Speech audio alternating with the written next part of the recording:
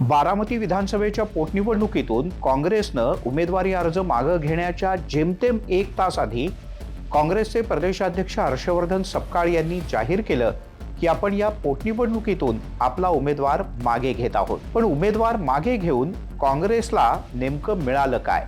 बारामतीच्या पोटनिवडणुकीत आपला उमेदवार देऊन काँग्रेसला बारामतीत आपली ताकद आहे हे दाखवायचं होतं का मागच्या झालेल्या राज्यसभेच्या निवडणुकीत आपल्याला म्हणावं तसं महत्त्व मिळालं नाही, किंबहुना खरं तर काँग्रेसला स्वतःचा कोणीतरी नेता राज्यसभेत जायला हवा होता, पण ते प्रत्यक्षात शक्य नव्हतं याबद्दलची नाराजी होती का त्या पलीकडे जाऊन आगामी विधान परिषदेच्या निवडणुकीत आपला अधिक एकचा उमेदवार निवडून विधान परिषदेवर जावा यासाठी सगळ्या आघाडीतल्या सदस्यांचं लक्ष वेधून घेणं, किंबहुना आपल्याकडे त्यांना खेचून आणणं, आपलं महत्त्व अधोरेखित करणं एवढाच काँग्रेसचा हेतू होता?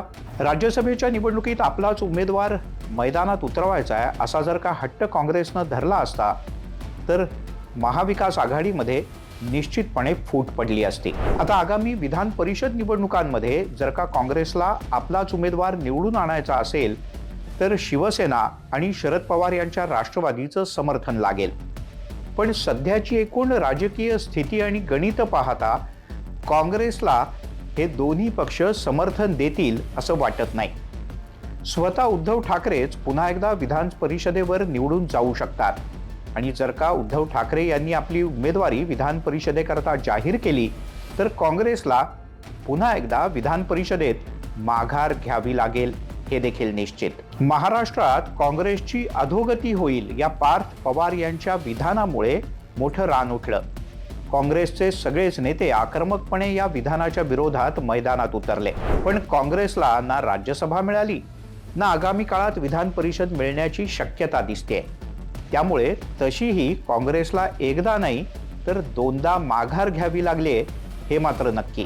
त्यामुळे बारामती विधानसभेच्या पोटनिवडणुकीच्या माध्यमातून काँग्रेसला फक्त महाराष्ट्रातल्या राजकीय पक्षांचं, कार्यकर्त्यांचं, माध्यमांचं म्हणजेच जनतेचं आपल्याकडे लक्ष वेधून घेता आलं एवढंच काय ते काँग्रेसला या निवडणुकीतून मिळालं असं तुर्तास तरी म्हणता येईल। हा मुद्दा तुम्हाला पटला का?